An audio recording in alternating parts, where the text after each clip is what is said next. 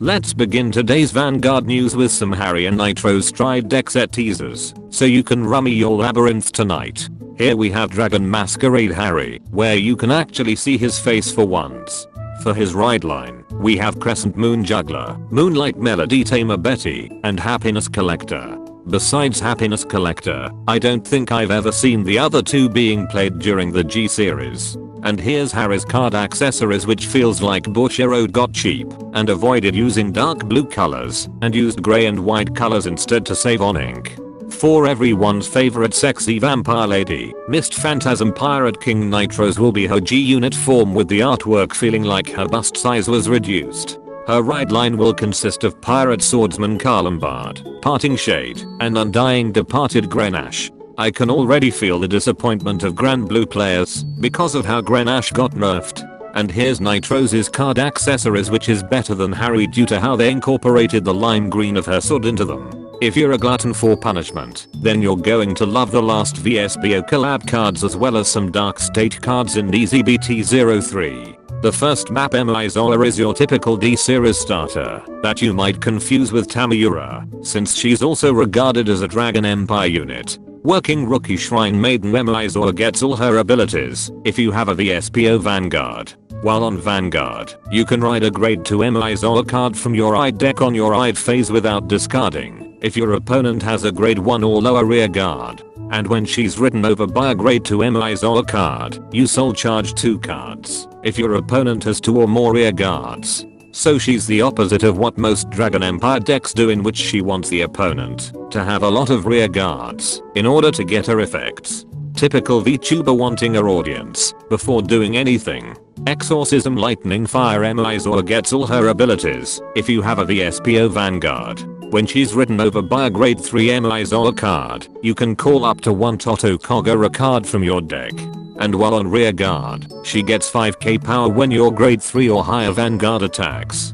Basing on her rear guard ability alone, you know that her grade 3 form will be a standing Vanguard. Sunlight Galaxy Emizola once per turn while on Vanguard lets you pay 2 Soul Blast to draw a card, then bind one of your opponent's rear guards. Your opponent binds 2 cards in their drop zone instead if you did not bind their rear guard with this ability. And once per turn while on Vanguard, you can pay 1 counter blast and a discard at the end of the battle she attacked to stand herself, but she loses 1 drive check for that turn. Then she gets an extra crit if your opponent has 10 or more cards in their bind zone or you persona road this turn. If Overlord and Gandiva had a illegitimate daughter, this would be her. Meanwhile, what the hell was the point of introducing Cotty Blaze in this set if Bushiroad is just going to introduce a less convoluted and stronger standing Dragon Empire Vanguard? On a side note, it's funny how the anti-effect crit and anti-restand counter heal triggers will work against her, so better start looking for some before she becomes tier 0. At her own pace everywhere, Toto Kogura gets all her abilities if you have a VSPO Vanguard.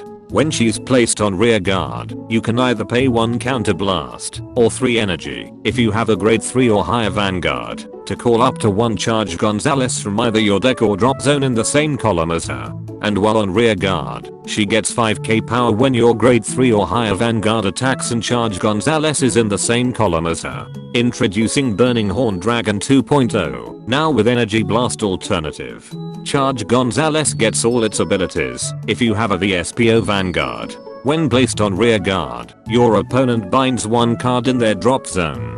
And while on rear guard, you can put 2 of your rear guards in the same column as itself into your soul at the end of the battle. It boosted at her own pace everywhere, Toto Kogura, to bind 1 of your opponent's rear guards. Your opponent binds 2 cards in their drop zone instead if you did not bind their rear guard with this ability. Ironic how this deck was meant to counter drop zone reliant decks like Reziel, but with Bushiroad recently giving him his little sister, getting cards bound is actually a big help.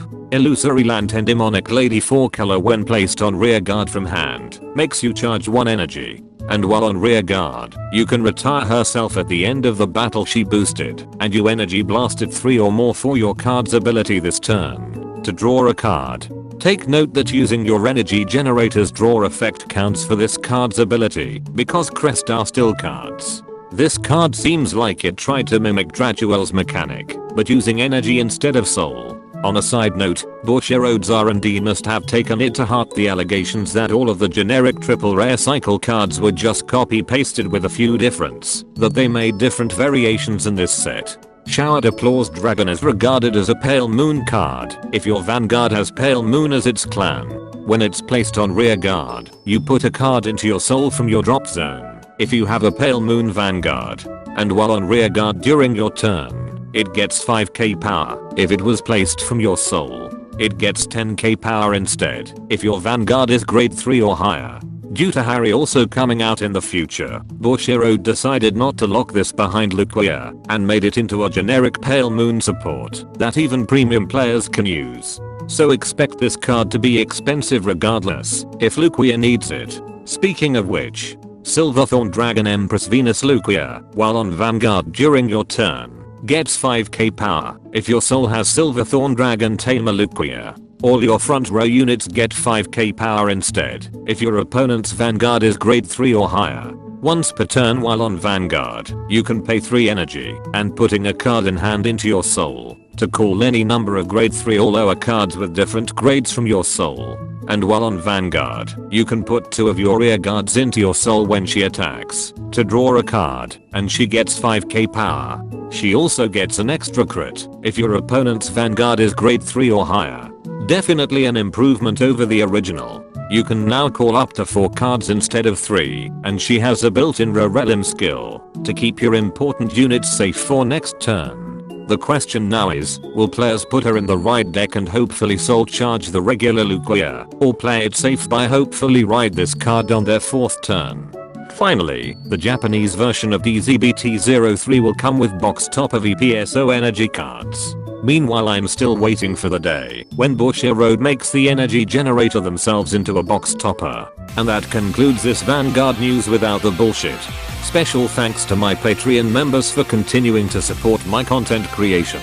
Be sure to subscribe and let me know in the comments if you're selling off your Overlord decks, because Emra is better.